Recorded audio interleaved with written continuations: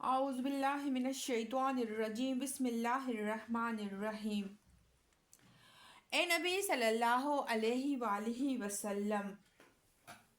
اگر اللہ کا فضل تم پر نہ ہوتا اور اس کی رحمت تمہارے شامل حال نہ ہوتی تو ان میں سے ایک گروہ نے تمہیں غلط فہمی میں مبتلا کرنے کا فیصلہ کر ہی لیا تھا، حالانکہ در حقیقت وہ خود اپنے سوا کسی کو غلط فہمی میں مبتلا نہیں کر رہے تھے اور تمہارا کوئی نقصان نہ کر سکتے تھے۔ اللہ نے تم پر کتاب اور حکمت نازل کی ہے اور تم کو وہ کچھ بتایا ہے جو تمہیں معلوم نہ تھا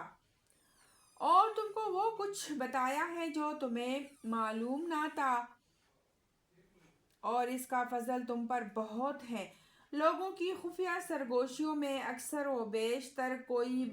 بلائی نہیں ہوتی، ہاں اگر کوئی پوشیدہ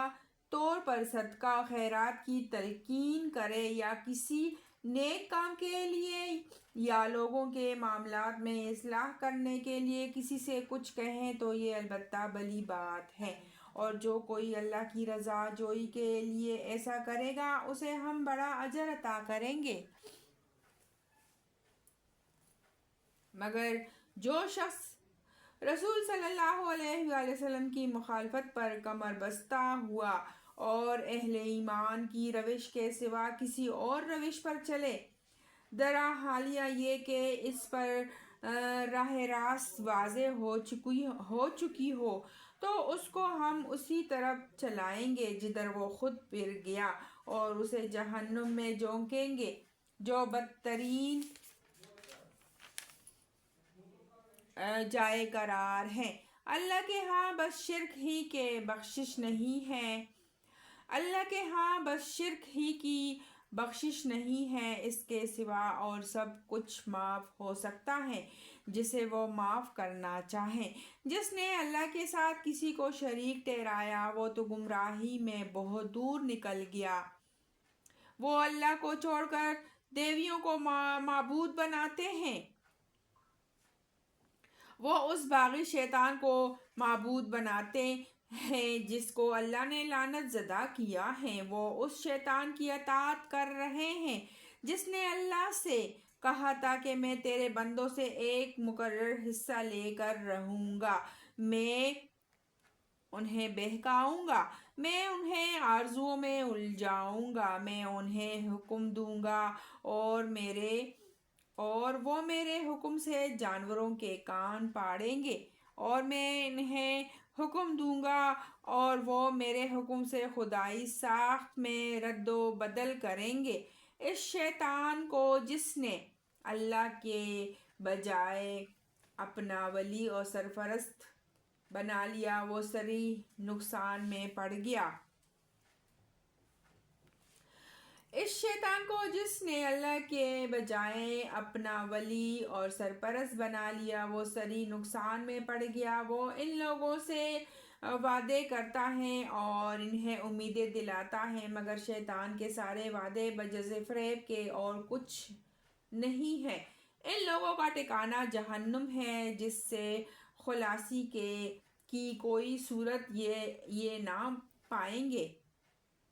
رہے وہ لوگ جو ایمان لے آئے اور نیک عمل کرے تو انہیں ہم ایسے باغوں میں داخل کریں گے جن کے نیچے نہریں بہتی ہوں گی اور وہ وہاں ہمیشہ رہیں گے۔ یہ اللہ کا سچا وعدہ ہے اور اللہ سے بڑھ کر کون اپنی بات میں سچا ہوگا۔ انجام کار نہ تمہاری آرزوؤں پر موقوف ہے نہ اہل کتاب کی آرزوؤں پر، جو بھی برائی کرے گا اس کا پھل پائے گا اور اللہ کے مقابلے میں اپنے لیے کوئی حامی و مددگار نہ پا سکے گا۔ اور جو نیک عمل کرے گا خواہ مرد ہو یا عورت بشرط کہ وہ مومن، تو ایسے ہی لوگ جنت میں داخل ہوں گے اور ان کی ذرہ برابر حق تلفی نہ ہونے پائے گی۔ اس شخص سے بہتر اور کس کا طریقِ زندگی ہو سکتا ہے جس نے اللہ کے آگے سر تسلیم خم کر دیا اور اپنا رویہ نیک رکھا اور یکسو ہو کر ابراہیم کے طریقے کی پیروی کی، اس ابراہیم کے طریقے کی جسے اللہ نے اپنا دوست بنا لیا تھا۔ آسمانوں اور زمین میں جو کچھ ہے اللہ کا ہے، اور اللہ ہر چیز پر محیط ہے۔ اب ہم اس دو جو رکوع ہم نے پڑھے ہیں اس کا تفسیر پڑھیں گے۔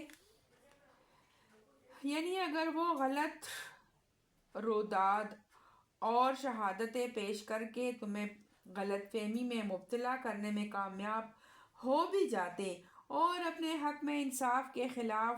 فیصلہ کر لیتے تو نقصان انہی کا تھا، تمہارا کچھ بھی نہ بگڑتا، کیونکہ اللہ کے نزدیک مجرم وہ ہوتے نہ کہ تم۔ جو شخص حاکم کو دھوکہ دے کر اپنے حق میں غلط فیصلہ حاصل کرتا ہے، وہ دراصل خود اپنے آپ کو اس غلط فہمی میں مبتلا کرتا ہے کہ ان تدبیروں سے حق اس کے ساتھ ہو گیا، حالانکہ فی الواقع اللہ کے نزدیک حق جس کا ہے اسی کا رہتا ہے، اور حاکم عدالت کی کسی غلط فہمی کی بنا پر فیصلہ کر دینے سے حقیقت پر کوئی اثر نہیں پڑتا۔ شیطان کو اس معنی میں تو کوئی بھی معبود نہیں بناتا کہ اس کے آگے مراسم پرستش ادا کرتا ہو اور اس کو الوہیت کا درجہ دیتا ہو، البتہ اسے معبود بنانے کی صورت یہ ہے کہ آدمی اپنے نفس کے باغ شیطان کے ہاتھ میں دے دیتا ہے اور جدھر جدھر وہ چلاتا ہے ادھر چلتا ہے، گویا کہ یہ اس کا بندہ ہے اور وہ اس کا خدا۔ اس سے معلوم ہوا کہ بے چون اور چرا اطاعت اور اندھی پیروی کرنے کا نام بھی عبادت ہے، اور جو شخص اس طرح کی اطاعت کرتا ہے وہ دراصل اس شخص کی عبادت بجا لاتا ہے جسے اللہ کو چھوڑ کر اس نے اپنا مطاع بنایا ہو، یعنی ان کے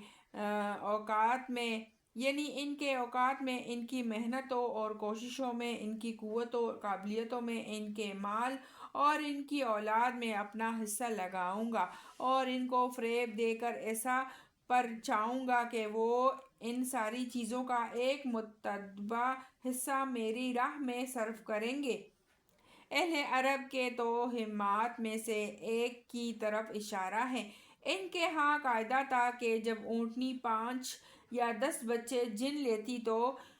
اس کے کان پاڑ کر اسے اپنے دیوتا کے نام پر چھوڑ دیتے اور اسے کام لینا حرام سمجھتے تھے۔ اسی طرح جس اونٹ کے نطفے سے 10 بچے ہو جاتے اسے بھی دیوتا کے نام پر پن کر دیا جاتا تھا، اور کان چیرنا اس بات